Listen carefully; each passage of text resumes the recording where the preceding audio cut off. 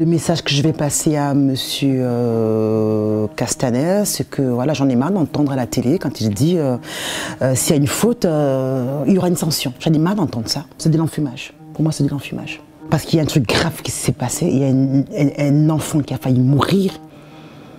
Et qu'on m'annonce qu'on n'a pas trouvé le tireur. Non, monsieur Castaner, je ne suis pas d'accord avec vous. Le tireur fait partie de la police. La police, c'est l'État. Donc, c'est la police qui est responsable de l'accident de mon enfant.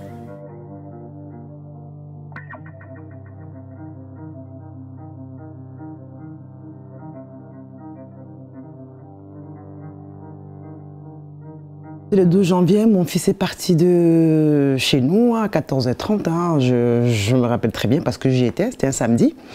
Donc en fait, il avait repéré une veste en solde.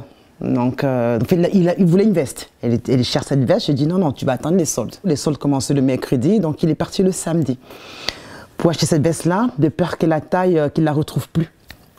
Donc il est parti de chez nous à 14h30, il est arrivé donc en ville, hein, il a acheté sa veste. Le quai Saint-Jean à Strasbourg, pour ceux qui ne connaissent pas, le quai Saint-Jean à Strasbourg, quand vous sortez du centre commercial, vous prenez ce quai, il a pris ce quai là, en fait ce chemin là pour prendre le tram pour venir chez moi. Donc il a emprunté le quai Saint-Jean et au bout du quai, il y avait les manifestants. Le tram il prenait trop de temps, du coup on a attendu du cri qu'on l'a mis, on allait voir. Au début, on n'arrivait pas à voir parce qu'on était trop loin. Du coup, mon ami, il s'est rapproché, mais j'ai eu du nord, reste pas ici, on nous prend pour des gilets jaunes. Viens vers là-bas c'est calme, mais rien. On est parti, on s'est posé pour regarder. Après, c'est passé, l'accident. Je suis pas manifestant, j'étais juste là pour regarder. Fais voir, t'as un sacré trou. Ne touche pas. Donc il y a l'hôpital Pierre qui m'a appelé pour me dire écoutez, madame, dépêchez-vous, il y a les pompiers qui ont amené votre fils, on va l'amener au bloc en urgence, il faudrait que vous venez signer les papiers comme il est mineur. J'ai dit attendez, qu'est-ce qui se passe? Mon fils il est parti acheter une veste, vous m'appelez quel fils, machin et tout, je comprends rien. Elle m'a dit il a reçu un tir de flashball. Et j'ai dit flashball, au départ, moi je crois que c'était paintball, vous savez, le truc des jeunes là. J'ai dit attendez, paintball, il partait acheter une veste. Elle dit non, flashball, il y a les manifestations à Strasbourg. Et là je suis restée, j'étais choquée, j'ai dit waouh!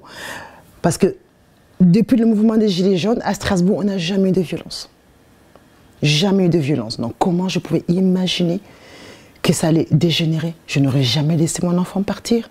J'allais à l'hôpital, j'ai vu mon fils plein de sang, la joue percée. C'était... Ils m'ont expliqué, enfin, le médecin m'a expliqué que la mâchoire était broyée, pas fracturée, hein, broyée, en bouillie. En bouillie. Donc ils ont mis les broches pour consolider, pour que ça se régénère en fait. C'était la seule solution. Après il y avait un énorme trou, ils ont fait une chirurgie, ils ont recousu. Enfin, bref, c'est le carnage quoi. Et je vois un article du DNA où la police qui dit qu'ils ont tiré sur mon fils parce que c'est un casseur. Ah là, j'ai pété un câble. Là, j'ai pété un câble. J'ai dit, ce pauvre gamin qui n'a rien fait, qui est sur le lit d'hôpital, qui est en train de se battre. Ils accusent mon fils de casseur. J'ai dit non. Alors là, ça, je ne vais pas m'arrêter là. C'est comme ça que le lundi matin, je suis allée à la police, je suis allée porter plainte. Non, ça me tire sur mon gamin. Et après, il l'accuse de casseur.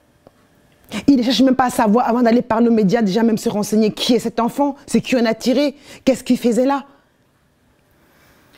Qu'il ait même tiré sur mon fils involontairement, que ce soit un accident. Mais faites attention à ce que vous dites, quoi. Excusez-vous, reconnaissez les torts. Parce que je ne souhaite pas ça à un parent, de voir son enfant innocent, c'est un lit d'hôpital en train de se battre pour s'en sortir. Parce que mon fils, il a frôlé la mort. L'IGPN m'a envoyé le mail début septembre pour me dire qu'ils ont transmis les conclusions de l'enquête au procureur. Donc ils ont dû devoir avec mon avocat pour rentrer en contact avec le procureur pour prendre connaissance du dossier. C'est long. Vous aimeriez comprendre, vous attendez, vous dites qu'est-ce qui va se passer, qu'est-ce qui se passe. Vous avez hâte d'être à la fin de l'enquête pour voir qui a tiré sur votre fils, si c'est volontaire ou pas volontaire. Il y a plein de choses, quoi. Vous avez hâte d'y être pour qu'on vous explique voilà, exactement ce qui s'est passé. Donc depuis septembre, pendant 2 mois, j'ai attendu encore. Et en fait, ils ont envoyé le courrier donc, à mon avocat et à moi aussi. J'ai reçu quand avant-hier là. Et c'est l'avocat donc qui m'a appelé pour me dire que voilà, qu'on a fait classer sans suite. Le message que je vais passer à monsieur Castaner, c'est que voilà, j'en ai marre d'entendre à la télé quand il dit s'il y a une faute, il y aura une sanction. J'en ai marre d'entendre ça. Parce qu'il n'y a jamais de sanction. Hein. Il y a des fautes, il appelle quoi une faute? Déjà le fait de tirer, d'utiliser un LBD, tirer sur quelqu'un, sur le visage, même si c'est un casseur, c'est qui que ce soit, il est formellement interdit de tirer sur le visage. Donc ça, c'est déjà une faute. Donc je ne sais pas pour lui ce que c'est qu'une faute. L'État était censé protéger cet enfant-là.